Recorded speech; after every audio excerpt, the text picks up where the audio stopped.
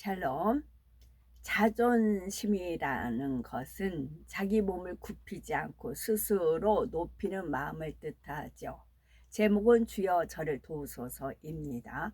자존심이라는 것은 자기 몸을 굽히지 않고 스스로 높이는 마음을 뜻합니다. 하나님은 자존심을 버리고 겸손한 마음으로 상대를 섬기며 사랑하기를 원하시지요. 그런데 자존심을 내세우다 망하는 사람이 있는가 하면 자존심을 버리고 존귀히 여김을 받는 사람도 있습니다. 다윗 왕은 하나님 앞에서나 사람 앞에서 겸손한 자였기에 이 땅에서는 물론 천국에서도 큰 자가 될 수가 있었지요. 다윗이 아직 이스라엘 왕이 되기 전입니다. 그는 자기를 시기하여서 죽이려는 사울 왕을 피해서 블레셋에 속한 가드와 아기스에게로 가지요. 블레셋은 이스라엘의 적국입니다. 다윗은 사울의 휘하에 있을 때 블레셋 사람들을 많이 죽였지요. 이 사실을 아는 아기스의 신하들은 이를 왕에게 알립니다.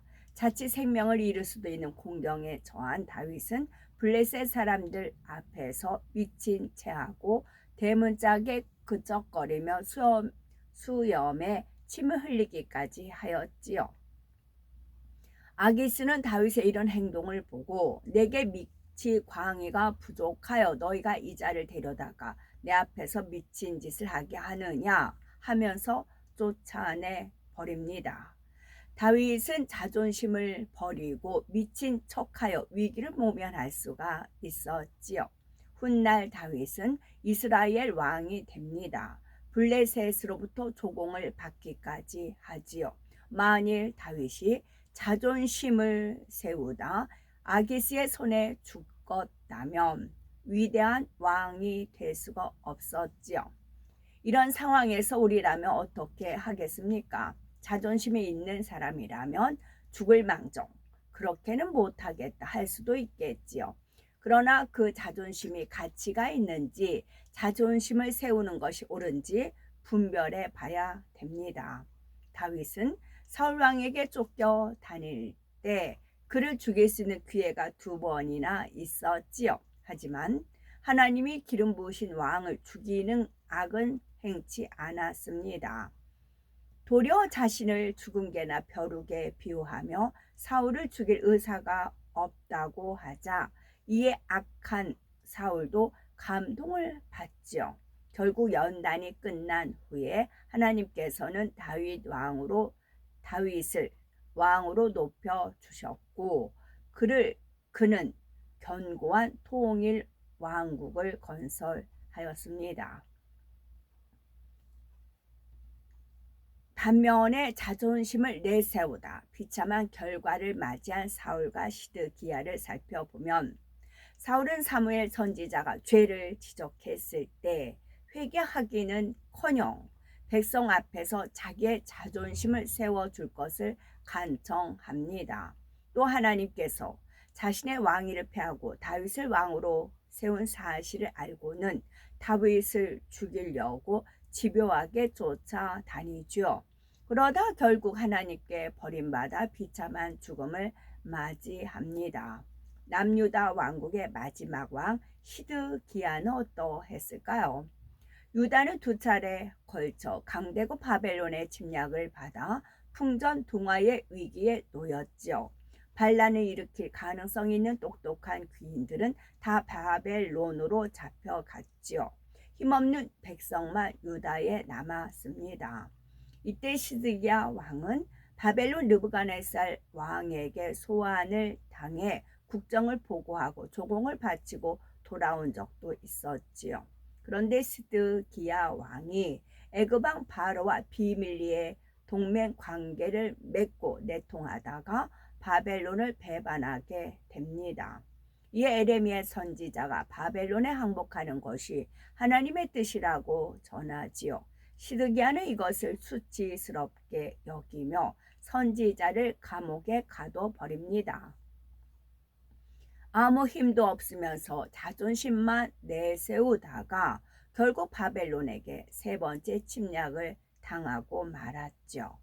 예루살렘 성은 바벨론에 무려 1년 7개월간 포위되어 성 안의 보급 물자들이 완전히 끊기고 식량도 떨어져 사람들은 굶어 죽어갔습니다.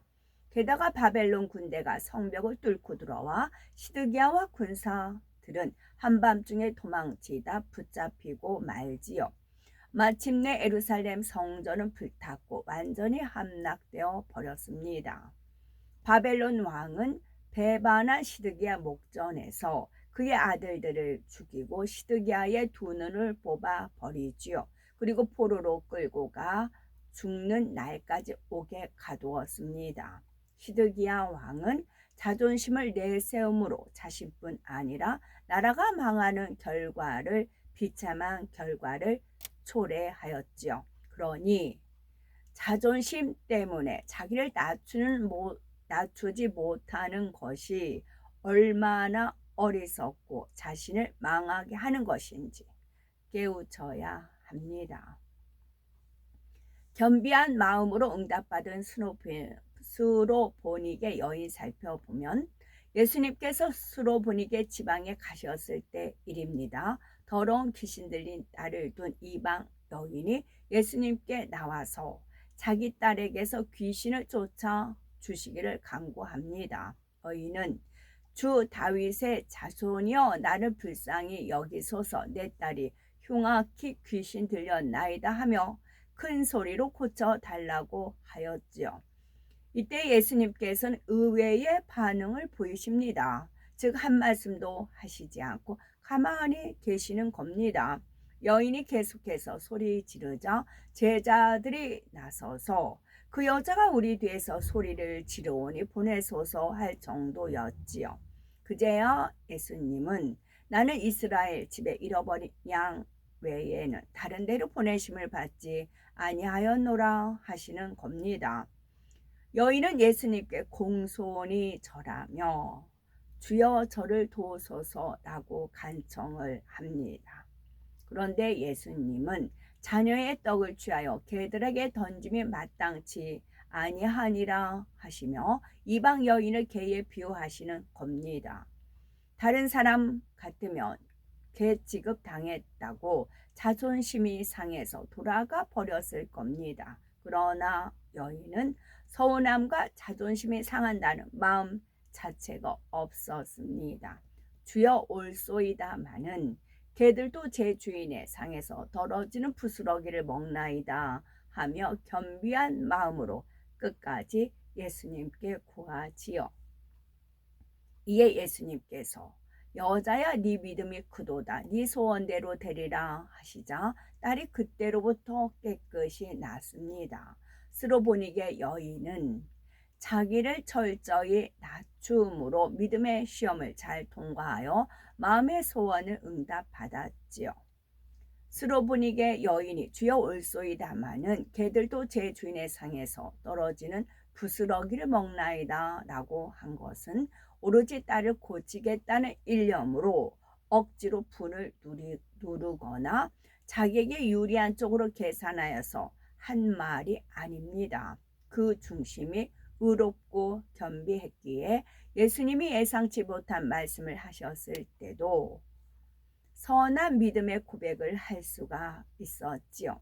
순간의 지혜를 짜내서 내가 이렇게 대답해서 예수님의 마음을 사야겠다라고 한 것이 아닙니다. 마음에 있는 선과 겸손이 그대로 나왔을 뿐이지요.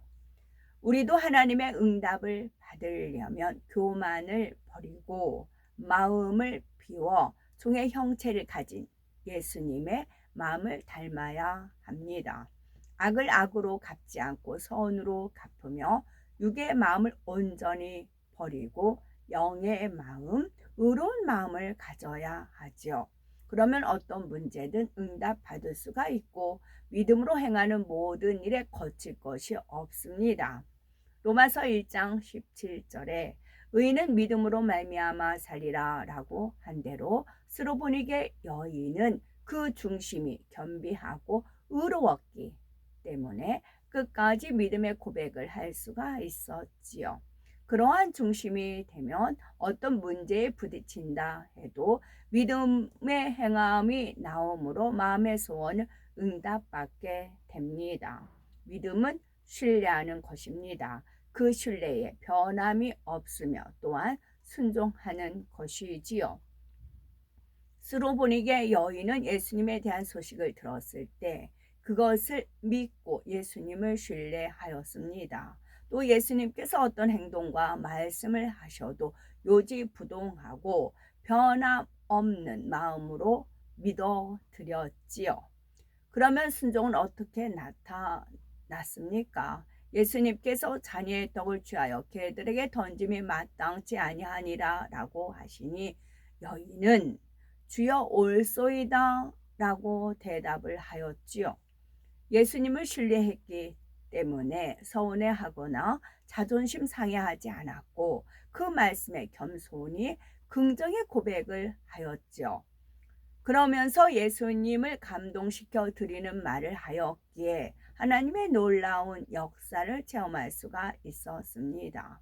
이처럼 의롭고 겸비한 마음으로 하나님을 기쁘시게 하는 믿음을 내보이면 무엇이든지 응답받을 수가 있지요. 따라서 내 안에 있는 자존심, 높아지고 섬김 받고자 하는 마음, 자랑하고 싶은 마음, 자기 유익을 구하는 마음을 버리시고 하나님께서 기뻐하시는 겸비한 마음을 소유하셔서 모든 것에 응답받는 우리가 되어야 되겠죠. 아멘. 샬롬.